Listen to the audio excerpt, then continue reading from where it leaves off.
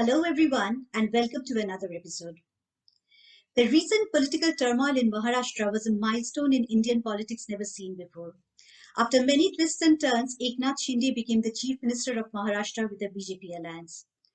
How was it viewed by the Congress party, who were the main alliance in the Maharashtra government before all this? Also, what is the way ahead for the Congress party for the 2024 Lok Sabha elections? Congress party has won a few state elections in the past few years and they have lost a few state elections in the past few months.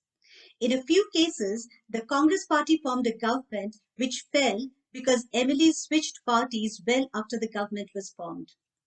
What are the lessons learned? How does the Congress party plan to win and make a comeback? And what changes can the Congress party bring to India if they are elected in power? To talk on all these, we have with us today a very special guest, Mr. Ashish Dua, who is the All India Congress Committee Secretary in charge of Maharashtra. We want a country, as Rabindranath Tagore said, that where the mind is without fear and head is held high. I think we need a country back. We need India back of those values. And cannibalizing of Shiv Sena was their plan, which they were successfully doing. And at this stage, they tried to finish the bigger brand, Shiv Sena. And they tried to annihilate Shiv Sena by breaking it into two factions. Fanaticism and radicalization is being romanticized. Mr. Ashish Dua, AICC Secretary in charge of Maharashtra, a very warm welcome to you and thanks very much for joining. Thank you, Jaya. In fact, I've seen many of your videos and they have been really impressive, I would say, at the start. And they bring out really relevant issues, relevant points, especially the current scenario in India. You're sitting in UK, and still, we see a lot of people who are interested in knowing what is happening in their country, how things are happening, which direction country is going. So I think looking at your videos, people really understand their nation despite being away for such a long time. Thank you very much for seeing them and thank you very much for appreciating. It's very encouraging. Coming to my first question, I'll start with what just happened in Maharashtra just now. I would ask you, was it a complete surprise or did you see it brewing over the past few years where you thought that something like this might happen? Since 2014, since this government has come to power, the central government, this is the 7th time that bulldozing of a state government has happened. It started in 2016 with Uttarakhand, Arunachal Pradesh, then 2017 was Manipur, Bihar, Goa, 2019 was Karnataka, and then 2020 Madhya Pradesh, and now Maharashtra. So did you see this coming because of the trend of things that was happening, or did you think of it because of what you were seeing inside Shiv Sena and your interactions with them? Basically, BJP is not comfortable with governments of other parties in different states. For them, what they talk of double engine government in their campaigns, everything. But wherever it's the same party in power in Haryana, BJP is in center, be it Uttar Pradesh, despite all their talk, result is to the contrary, delivery is to the contrary. Law and order issues in the states, wherever they rule, their words, atrocities on weaker sections. It's a tale what narration also brings tears to eyes of people. Atrocities on farmers, availability of fertilizer. Haryana, I'll tell you, I come from Haryana, and that is a state which was a power surplus state before 2014. And after BJP came to power in both central government as well as state government, we are a power deficit state. Gurgaon was known as the Millennium City, but now it is got crater-sized potholes. One rain, an entire city goes in a jam. Right. Over here, waste management just means dumping, picking up from one place and dumping at another place. So this is the delivery what BJP brings to state governments. But now, since 2014, there's another trend of using the central agencies. There's a lure for the MLAs. There's an arm twisting of the MLAs. And they're forced to switch parties. They are taken away to BJP-ruled states, other states, like what happened in Maharashtra. They were taken away to Gujarat first, and then to Assam, which unfortunately was reeling under floods. But the entire government machinery, chief minister's attention, and their other leaders' attention was focused on taking care of the rebels. So this is very unfortunate development for the country, that arm twisting lure where more than 200 MLAs have switched sides since 2014. Democracy is in peril. This is what emphasis I want to make in this talk with you, that this is not one of experiment what BJP has done. This is their seventh attempt and successful attempt where they made the state governments fall. Indian constitution has been built on cooperative federalism, where center and state relations were given importance. Center and state have been working together all through these years for the development of the country, for nation building. But unfortunately, nation building is not a focus.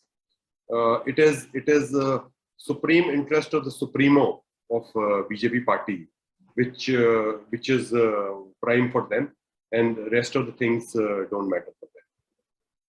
So I'd ask you, it has happened, as you said, about 7-8 times. What would you say about how this particular event was special? What do you have to say for the way it was done this time? If we go into the history of Maharashtra a little bit and the history of BJP party there, BJP has been in alliance with Shiv Sena for a long time, more than 2 decades. And they have been a smaller party to begin with. Shiv Sena was a larger party. And that is what BJP's strategy was, to cannibalize its own partner over the years. And they were growing at the expense of Shiv Sena, like what they did with JDS in Bihar. They grew at the expense of their local partner, the regional partner. And Maharashtra is an important state, one being the financial capital of the country. Second, it is the second largest in terms of parliament seats. After Uttar Pradesh, Maharashtra is the second biggest. For it gives 48 parliament representatives from that state. And 2024 plan of BJP to put in action of 2024 impending elections. They wanted to capture this state with the second largest share of MPs. And they were ready to employ any means by hook or by crook, which they were trying for a long time. And cannibalizing of Shiv Sena was their plan, which they were successfully doing. And at this stage, they tried to finish the bigger brand, Shiv Sena. And they tried to annihilate Shiv Sena by breaking into 2 factions. So that's where the importance of Maharashtra came, and that's what their plan was. And what about the method in which it was done? The method looked something very unprecedented. Do you have to say anything about, if this is a precedent, what does it mean for India? Method is that you identify MLAs who got criminal cases. Out of the 39 MLAs who switched, 21 have got criminal cases, out of which one who's become the chief minister, he himself has the largest share of 18 cases against him. So it is easy to identify the targets, MLAs who got criminal cases, or the lure that brings them to the table But under under the table. overnight shifting and ferrying from one state to other is something we have not seen before. And about a 1 week of absconding MLAs with tensions brewing. Do you think this is a new norm that is emerging up? No, in Madhya Pradesh, when they did, they also took the MLAs to Karnataka, to another state. So it is a normal, way of working for BJP, that they'll shift the MLAs outside the state. And over here also, a lot of the MLAs, we were hearing that a lot of MLAs wanted to switch back. But since they were in the BJP ruled state, and a lot of people have seen videos, how they were held together, how they were put together. And even after Eknath Shinde ji came to Mumbai, those MLAs were kept back in Gujarat, and they were not allowed to come back even till the time of taking the oath. They were allowed only after the oath had been taken, the next day or next to next day, just before the speaker's election. So they were not also sure till the last minute that these MLAs would go back to the parent party, and they will realize. So ultimately, they were holding them together by force, which now they say has been voluntary, but the stories have been to the otherwise, to the contrary. So one thing I would like to ask you, resort politics, as the name has come up, it's quite rampant. First of all, who pays for it? Because for this particular case, it was definitely not the Shiv Sena party funds, because Eknath Shinde was still not the head of Shiv Sena at that time. That's my first question. And the second question is, what does it mean for the sanctity of people's will? Do people have any visibility to which party they are voting for, which principles they are voting for, or anything at all? Or it is just a numbers game, and actually people's vote do not matter? See, it is very clear now afterwards that none of the rebel MLAs could do that kind of script. So it was being dictated, it was being written somewhere else, it was being executed somewhere else. And the people behind it had planned meticulously how many chartered flights would be there, how many, from where planes would fly, how people will go. I think it is a matter what investigating agencies should look at first, because millions of rupees have been involved in it, and the expenses of. Are you questioning it as an opposition party? Are you trying to find the money trail? See, money trail has been very, very clear in the sense that wherever they have been kept, who had done the bookings, who have paid for them, that money trail is very, very clear that BJP is entirely behind it. They have funded the entire, they've planned the entire thing. And there are no two questions about it, that it was script written, executed, and the amount, the sums that are involved are mind-boggling. So it is for the people of the country to know that it's the taxpayers' money. It's the non-transparency of the electoral bonds money that is there. What the judiciary must look at, and what NGOs, citizens of the countries have been requesting judiciary to look at it. The trail of money for electoral bonds, which is not a really transparent way. So the country. Will you be pushing to go after this money trail, go after establishing who paid for it, for what purposes? And if it, as you say, it was BJP, then actually it disproves what they have been claiming, that this was a completely Shiv Sena people who voluntarily wanted it. So are you going to really go after this and pursue this case? See, as far as money trail is concerned, of course, if we come to power, then definitely we'll look at it. But right now, things are absolutely clear to everybody's mind, and roughly the sums have been spoken about in various print media and electronic media. at various forums how much money is involved, and the people paying for it are absolutely the managers who have been executing it. Okay, now coming to another topic, the current atmosphere of hate in India. We all know what happened with Nupur Sharma and what happened afterwards in Udaipur and in Amravati.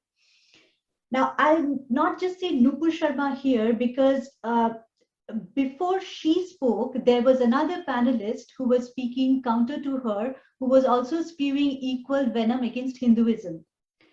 The question here is, the person who was anchoring, and it was a mainstream media, a regular media, where the anchor did not intervene and stop it, and it's not a one-off, it happens every single night. What do you have to say about the impact of this every day in the minds of the people in India, and how did we arrive here? Because I think even BJP supporters would agree that such discourses, such languages never happened in TV shows before 2014. So what do you think changed, and how did we arrive here for TV discourses? I remember, we've got a lot of international audience and a lot of people who are looking at it, those who left India after 2014 or before 2014 also. And as such, we can say that 35,000 millionaires have left India since 2014. And since 2014, 900,000 Indians have given up their citizenship. This is because of the atmosphere, because of known hope in their country, that things are not going the right way, where fanaticism and radicalization is being romanticized, which is being encouraged. And there have been more cases of lynching, more cases of hate speeches, more cases of people getting promoted who've given hate speeches in the ruling party. Sitting ministers giving hate speeches, people who indulged in hate crimes, they're being felicitated. So it is different, masks that BJP RSS wears in different names, but actually it is the same ideology that is behind it, of polarization. You start from Kashmir, you start demeaning the people. You start defaming the people, you start radicalizing the people in the name of religion, in the name of gods. I think this is a trend where the ruling party takes the major blame, or rather 100% of the blame for the way things have deteriorated in our country. So you see elections coming from Karnataka to Kerala to West Bengal. There's self-infliction, there's self-victimization of the crimes, and that is only meant for polarization, and that is very, very clear. The agenda of the debates, as you mentioned out, before 2014, if you see the debates clearly, or before 2012, I would say, the debates were about the performance of the government, debates were about employment, debates were about unemployment, debates were about inflation, debates were about price of petrol, diesel, gas, debates were about taxation, debates were about issues of the middle class, debates were about issues of poor people. You see, after 2012, since after the time the agenda has been given, the toolkits have been given to the anchors to spread this atmosphere of polarization, those topics have vanished. Development has vanished. Growth agenda has vanished. And it is only polarization, polarization, and polarization. So now I want to ask you, if you were to come in power, how can you address it? It has already happened. The TV channels are already rampant with this, and they have no incentive to stop it because it works in their favors. It makes more viewership. It creates that kind of a quarreling, bickering, makes more people view it. They wouldn't have an incentive to stop it. So what is your recommendation on how can this be stopped? See, in any democracy, there are four pillars, and media is also one of the pillars. It is the fourth pillar of democracy. Inherently, press uh,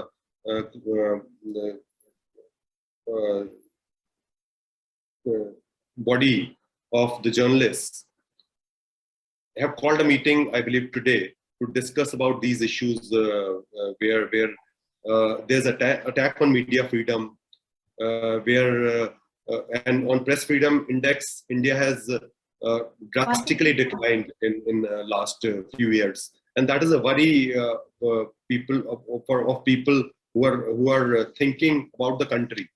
And I believe it is now onus is on the media to rethink, and especially if we see incidents couple of days back when fake news about Rahul Gandhiji's was spread, and ultimately Congress Party took a strong stand against that, and they had to retract that. A lot of the media people had to retract that, give an apology. So I think that trend has started where we need to call out that who is spreading fake news, who are involved, who are propagating it, and ultimately the accountability is also fixed. So I think slowly we are moving towards that, and I believe that is a trend. What we get towards that, and that will start with the again judiciary looking at issues of press freedom, how journalists are hounded, and especially those who are busting fake news. They have been arrested without warrant, without any proof against them. So I think it is judiciary, it is media, it is people's pressure which will slowly start getting things back on track. So do you plan what you did yesterday with Mr. Pawan Khera's press conference, what he said? Actually, I felt that was the first time you have taken the war towards them. Do you plan to do more of that? Because I felt that there was a long period where a lot of wrongdoings were going on unchecked, and it was looking like a new norm of something even worse. Yesterday, it felt like a pushback has happened. Do you plan to do more of that? Do you plan to check out every single incident that happens and call them out and create a warning from now on? Is that part of your strategy? I mean, if you see our leader Rahul Gandhi is the most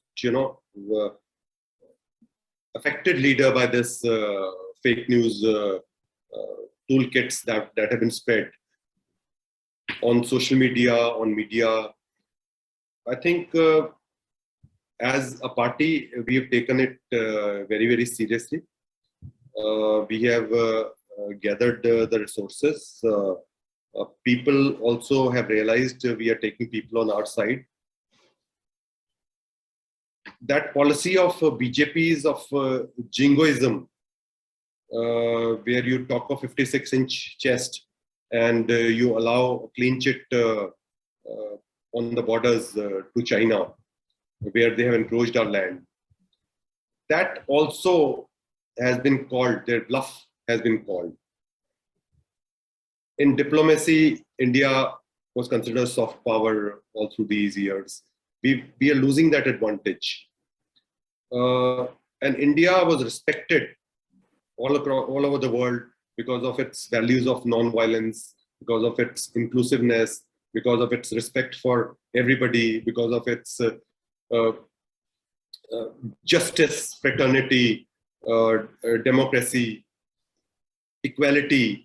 And these are the norms where we need to reestablish our country. And that starts with the news, that starts with the calling out fake news, and that starts with getting justice for the people who are affected. And Congress Party will not lack on any of it. That's wonderful to hear, because I really appreciate the way the fight back happened yesterday with that speech, and I hope more of it happens. And perhaps that's the only way to stop this. If you call out every hate speech debate that happens in mainstream media. I think that's the need of the hour, that somebody has to do that. Thanks very much. Now, going to my next question. Actually, after this incident in Udaipur, there was a boiling pot in Rajasthan, because it was looked at the brink of a communal tension, violence that was building up there. Somehow it has got diffused and nothing major happened, which was actually quite a surprise for me. I was expecting something bad to happen. Would you know how you managed to quash that communal tension? Because I think it was a great piece of work. See, the propagation of riots is by the involvement of people who are given direction from somewhere. And that's what we saw in Delhi riots that happened when President Trump visited India. And right in the national capital of India, riots took off. No action against the rioters has been taken. Rather, they've been let off. And Justice Muralidhar of Delhi High Court, who presided over 3 sittings with urgent pleas of relating to police inaction in Delhi, and who questioned and passed strictures over inaction and not following the norms for registering FIRs against hate speeches by BJP members like Kapil Mishra, Minister Anurag Thakur, Member of Parliament Pravesh Verma, and all others. He was transferred unceremoniously. This is a very clear indictment of the fact that wherever events have happened, they have been sponsored. In Rajasthan, if you see, and media has to call this out very clearly, where was this connection of the person or the perpetrator of that heinous crime that came? There's been photographs doing around with this, photographs with the members of BJP, leaders of BJP. Bhopal, espionage case was there, where the spy was a member of BJP IT cell supplying information to ISI. In Kashmir, there's been a terrorist who's been caught, who's contested elections on BJP ticket. He's been a member of BJP IT cell. So under the carpet, there's much that needs to be brought out in public domain, that people need to understand that what is being shown to them is actually not what it is. And all these issues of national security, of increasing crimes in the country, increasing riots, increasing atrocities on women. In 2018, we became the most dangerous country for women, unfortunately. All these factors point that attention of law enforcement agencies should be where it should be in BJP-ruled states. It is not there, and that dangerous trend also needs to be looked at. Yeah. So actually, that brings me to my next question. You pointed out so many of BJP affiliated people being part of terrorism, espionage, etc.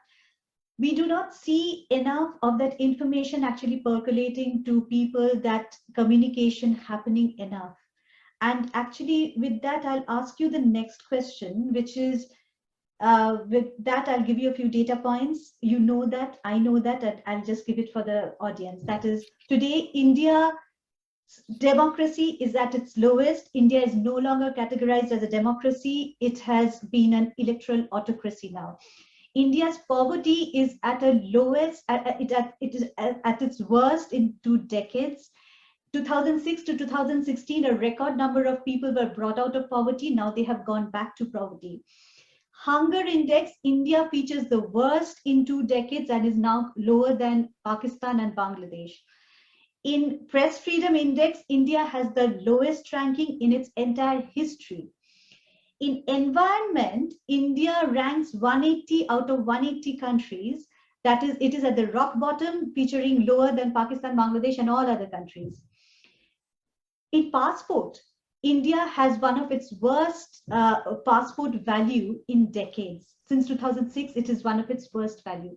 Now, where is a commensurate outrage from the opposition? Because I'll just tell you one thing. There was once an India Against Corruption movement, which had managed to capture people's mind, though it was on unfounded reasons, because it was 2G scam was later ruled by the court as baseless. No money came back from Swiss banks, but they managed to capture people's minds and communicate that. We don't see that kind of movement now, though there are genuine data-based reasons and a huge number of them that exist. So would you like to comment? Why is that? Why don't we see that outrage? Why don't we see that anger? Why don't we see that movement? See, majority of the people you speak to, seeing these indices where India has declined on every possible index. On you mentioned a lot of them. Another couple of few are rule of law in India. Yes. Prosperity index, global economic freedom index, gender gap index, and unemployment. Global corruption perception index, per capita income, where we have suffered, we've gone below Bangladesh also.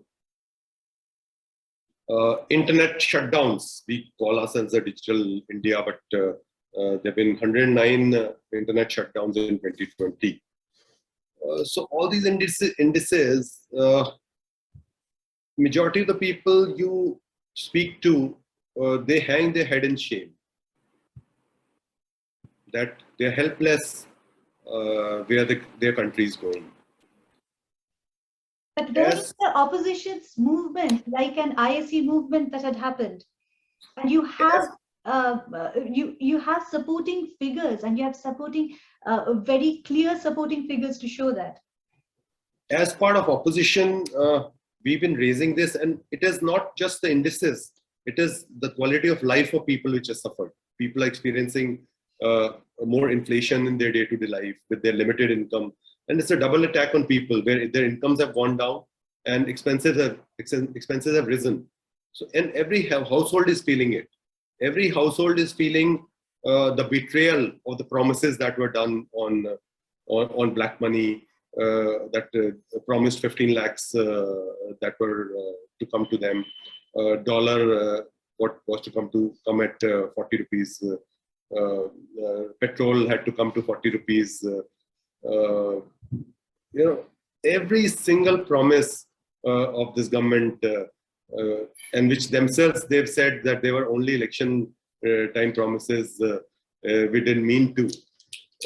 Still, it remains a dilemma as an opposition party, and it remains a question mark that how people voted for them again in 2019 after seeing this entire decline over the years, over the first 5 years.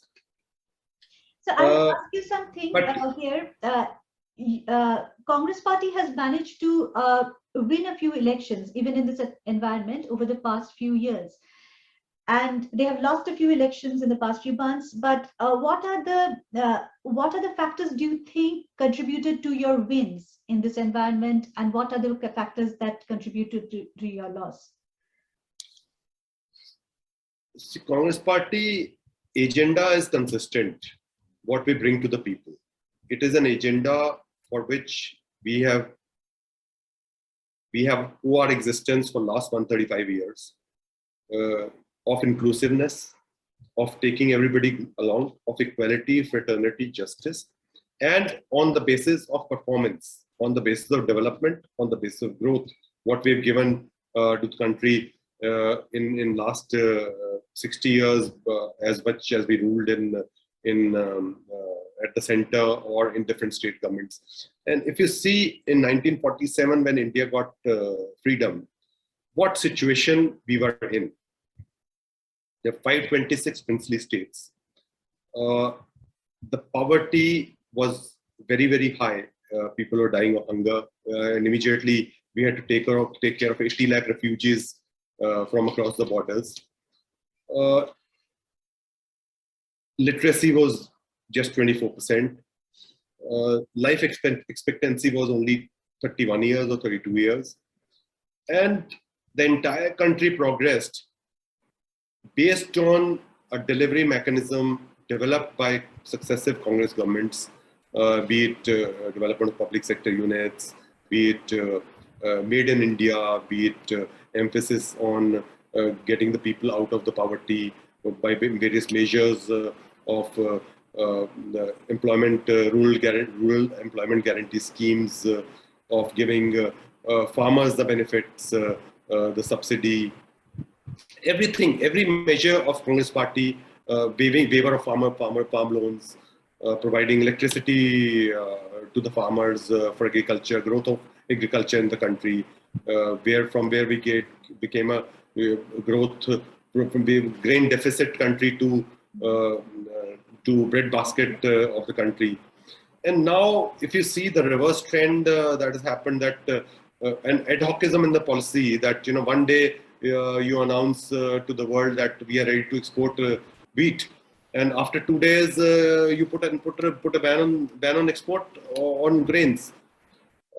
This is the dichotomy. This is the gap between speeches, between slogans and delivery. What we have been taking to people, and what we will be taking to people on a positive agenda, on our promises of what we delivered, what we have done before, what we are going to do in future, and that's what we are going to stick to. And we are not going to get down to the agenda of BJP, of polarization in any way. We are going to call it out and educate the people, sanitize the people of the dangers that it has brought to the country, where the growth has suffered, where the development suffered, where the prestige of the country has suffered, and where nation has to hang its head in shame on the incidents that are happening in the country. We'll continue to going to the people based on a positive agenda, based on development, based on growth, and based on what delivery we have done. I want to ask you something. UPA 1 and UPA 2, actually, there was a lot of very exceptional things that happened in India. And I'll give you one example of this. When Pratibha Patil in 2009 came to UK, the entire city of Windsor, where the Queen lives, it was flooded with huge flags of India. The whole city was brought to a standstill. There was a 21-gun salute for her, and everybody was asking what is really happening, because nobody had seen such a kind of welcome of any official of any country before. Now, it was not about Pratibha Patil. It was because of the story of India, which was astonishing at that time. Most people in India, I know, do not even know of this incident. And today we have a prime minister where a handshake actually makes news for days, where a handshake with a US president makes news in media for days and days all over social media. Do you think you fail to communicate to people the kind of genuine reasons people needed to feel proud about during, and the achievements that UPA 1 and 2 did? And actually, that was a failure, that you did not communicate enough, didn't make people feel proud about things that they needed to be. It was too silent. I would not call it a failure, but you would not call it a drawback also, that you overspend taxpayers' money on self-promotion, on PRs, on ads, which have grown tremendously high in last 8 years. The government had a responsibility towards the taxpayer, and every penny, every rupee of the taxpayers' money has to be spent judiciously, which UPA governments, which Congress governments have done. And that's where the airspace in media was restricted. But now it's a quid pro quo.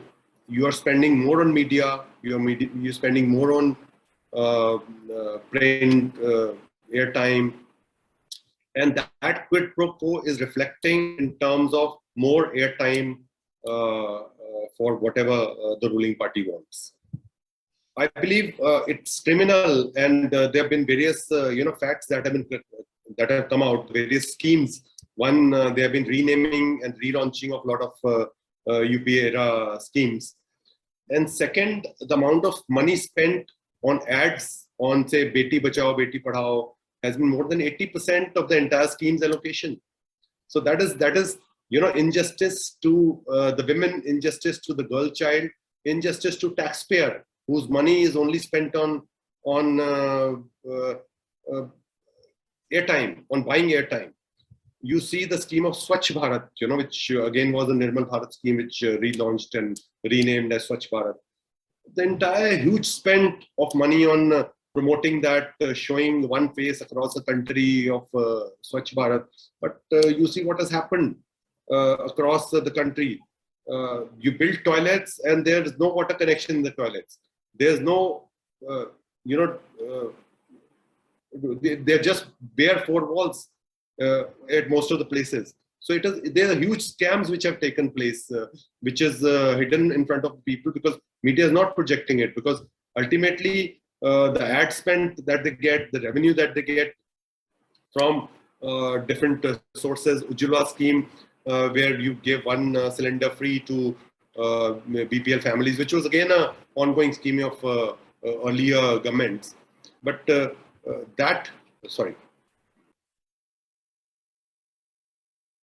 But that again, you bring out figures that so many toilets have been built, and which translate into almost 58 toilets per day. So and which actually delivery that has not happened.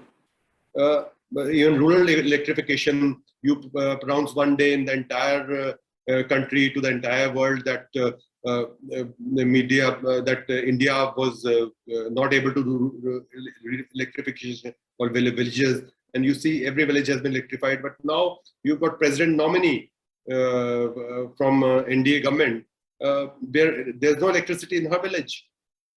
So I think all these factors which are there, it is you cannot call it a failure of communication. We have been communicating in the rightful manner, in not an overemphasis on communication or PR or ads. But the playground, but the goals have shifted so much in last 8 years that it is only a government of lights, camera, and no action, and which we don't want to be. Wonderful answer.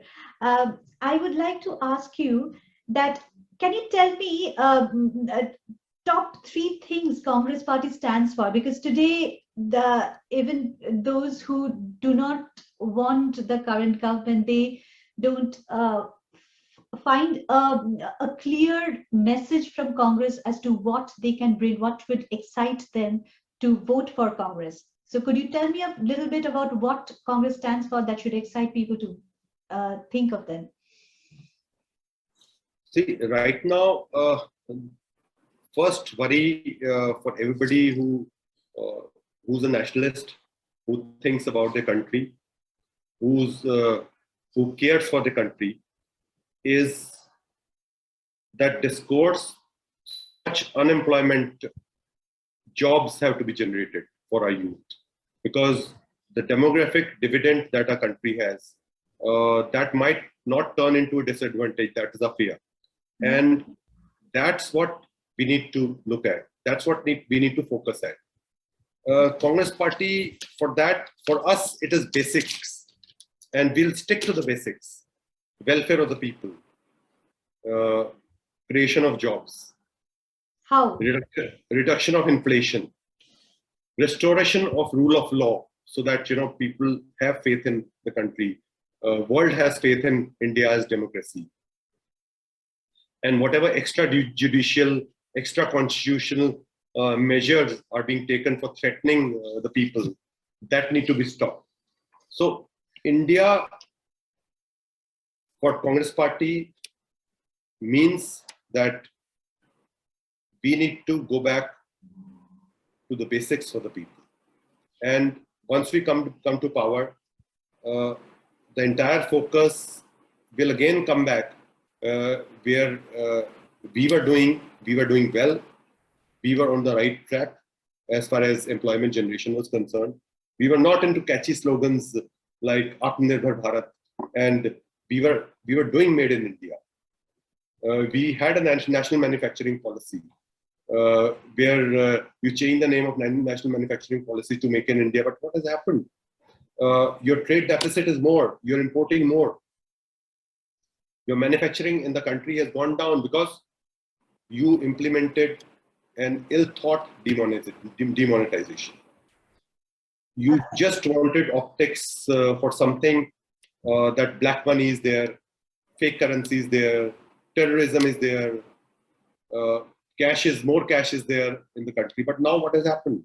From 17 trillion rupees, your cash in circulation, currency in circulation has increased to 32 trillion rupees, which is again a humongous increase, where we become now the third biggest country in terms of currency in hand for the people. So all the slogans of less cash, cashless, and you were shifting goalposts, because earlier you were saying you want to finish terrorism. That has not happened. That has increased. Fake currency is much more, because the currency that you introduced has got lesser security features. Yeah. And the fake currency today in the country is much, much more. You talked of reducing black money, and there was one simple question that we've not got answer to, that if 1,000 rupee note was a high value denomination note which increased black money, how will a 2,000 rupee note, by extinguishing 1,000 rupee note, how will the 2,000 double the value of that currency denomination? You'll reduce the black money. The Swiss bank deposits from India are much, much more now. And every sloganeering of this government is a backtrack. Ill-implemented GST. You wanted to implement one tax, one nation in a hurry in the midnight. Today there are 6 rates. It is not one nation, one tax. There are 6 rates, right from 0.25% to 28%. GST in the present form, what has been implemented, has broken the back of MSME sector. It has broken the back of small businesses. Lakhs and millions of small businesses have closed down in the country because of the implemented GST, because the compliance is so much difficult. So we need to bring back the focus back where it is, that you don't shout slogans, you don't misguide the country. You get down to the work, and that's what the Congress government will be doing. Congress government will be getting back to the drawing board. We'll bring a GST 2.0, which is a simple tax, which should mean that good and simple tax, and that should be brought back. MSME sector, small businesses need to be promoted so that employment is back, employment is generated. You don't need to shout a slogan of 2 crore jobs per year, and after 8 years, when you cannot generate 16 crore jobs, rather 11 crore jobs have been lost because of the wrong policies of the government. And then you promote a scheme for youth which says you will provide 10 lakh jobs in next 4 years, Agnipath scheme. And tell me one youth who would want to go to a job at the prime when he has to decide a career, and which is a temporary job where he'll retire after 4 years. Which youth will like to, spoil those 4 years, or get into something when he's not clear what career he's going to undertake, and then the options being given by the promoters of the scheme or by those who are justifying the scheme, that we'll make plumbers out of them, we'll make electricians out of them, we'll make peons out of them, we'll make watchmen out of them, we'll provide them stalls of pan, pakoda, puncture. Which youth wants to, have that injustice done to him and get into an uncertain future for him? So I think this discourse, entire discourse, needs to be called out. We need to go to the people. We need to work on environment. We need to reduce air pollution in the country. We need to reduce the carbon footprint of the country. We need to go in for clean environment. We don't want to be called the worst country on environmental pollution, environmental performance index. We don't want to be called names of 22 cities out of 30 cities in the world as most polluted cities. We don't want to be seeing, these mountains of waste dumped whenever you enter a city, and then you call yourself a Swachh Bharat. We want to perform, we want to work, and we want to deliver on whatever we promise. What are your thoughts on reducing the unemployment? How do you plan to generate employment? Any thoughts off the head? See, there are a lot of government jobs which have been pending, which have not been filled. Lakhs of jobs. The privatization that this government is doing of profit-making PSUs in the name of disinvestment. Disinvestment has been done earlier, but never of profit-making PSUs. This needs to stop because PSUs over the years have generated jobs, and they have generated jobs with affirmative action for weaker sections of society, which this government wants to finish. We will not let that, take the country backwards, regressive on those measures. We need to generate jobs by promoting MSMEs, small skill sector, labor-intensive sectors, agriculture, where India had been growing all these years, and which is stagnating right now. Textile is the second most employment generator after agriculture. This government has not really focused on textile industry, where number of jobs can be generated, and you have ended up as being an importing country for various brands which are coming to India. But we are importing a lot of stuff on that. I think I've mentioned that getting back the economy back on rails, the harmful effect what demonetization has done, what ill-timed lockdown has done, what this government could not do in terms of providing basic necessity as oxygen to the people during COVID. So all these measures on governance, on reducing inflation, by promoting employment generating sectors, by correcting policy wrongs or paralytic policy that they brought, like the ill-implemented GST. I think there are various measures what we need to undertake, and we'll give a roadmap to the people. We'll have a blueprint for next 5 years, and we have to bring out policies for new economy, gig sectors, for delivery boys, for people working in informal sector, for generating employment in service industry.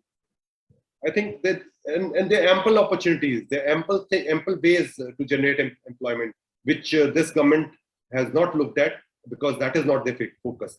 Their focus is only on the vote bank policies, which is polarization, and they are busy implementing that. One last question.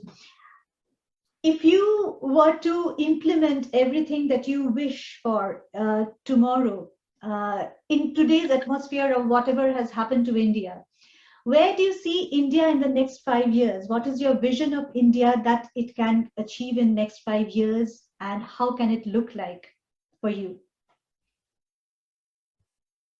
See, first and foremost is India should be respected for what it is. India has been a great country. India has been a Vishwa Guru in tolerance, in non-violence, in inclusiveness, in respect for everybody. And there's a respect for every religion, every human being that has been laid down in the scriptures of every religion. It does not say disrespect anybody. None of the scripture says, or none of the religious places you go to, they promote division, or they promote defamation, or they promote diminishing of somebody or demeaning of somebody. I think that is what is primemost as a nation, as human being, what we need to do. And that's what we need to give it to our country, give back to our country. That we need to restore back those values, that idea of India, of providing justice, of providing fraternity, equality to every person, and show our unity as a nation, as citizens, that across country our religions may be different, our languages may be different, our eating habits may be different. And we want a country, as Rabindranath Tagore said, that where the mind is without fear and head is held high. I think we need a country back. We need India back of those values. What do you see it? What is your vision of India economically? Where can you see India could go if you were in power and in the next 5 years? See, India, if we see since the time Rajiv Gandhi ji introduced computers in the country, it has become the software destination for the world. We've overtaken every country, and we've got this advantage of English-speaking population, the education institutions that we built over the years, the language formula that we introduced in the education system, that English was taught to the people, taught to the children, and they became literate in English. And that's where we got so many, successful Indians like you working in UK, in software sectors, other sectors, where India is looked at as coding, gaming. Again, we are seen as call centers of one thing, call centers, e-medical, other things. Where we need to grow in coming years. E-tourism, medical tourism. These are all sectors where India can service the world. And now data centers is what is the next big thing that is coming to India. Artificial intelligence is next. Robotics is next. Machine learning is next. So we need to empower. We need to put our youth on track so that they are literate in these sectors. They're expert in these sectors. They provide employment. They become employment generators, and they service the world, where you increase the revenues for the country, and not with the brain drain and the capital drain, which is happening simultaneously for the first time. Earlier, we suffered brain drain because a lot of brilliant people from amongst us left the country, settled abroad. But when you see that 35,000 millionaires have left the nation in last 8 years or 7 years, that is both capital drain as well as brain drain, which India cannot afford at this time. And when your sentiment, your business sentiment is low, when your sentiment about the country is low, then how can you invite investment into the country? So I think we need to up that sentiment, that people have confidence, the confidence index is high, business sentiment is high, and we invite capital, we become the manufacturing, and China, the conditions in China, give us a lot of opportunity to set up India as a manufacturing destination. But that has not happened in the last 8 years, unfortunately. So I think both service and manufacturing need to go up in India. And that's when will happen that business sentiment is high, business confidence is high, people have faith in the institutions, and there is peace in the country. Wonderful. A great pleasure talking to you, Ashish. A lot of things that you said is what a lot of people needed to hear, because a lot of the discourses that need to happen do not happen. And thanks very much for sharing your ideas. Very helpful for all of us. Thanks for coming. Thanks for your time. Thank you, Jaya. Thank you so much.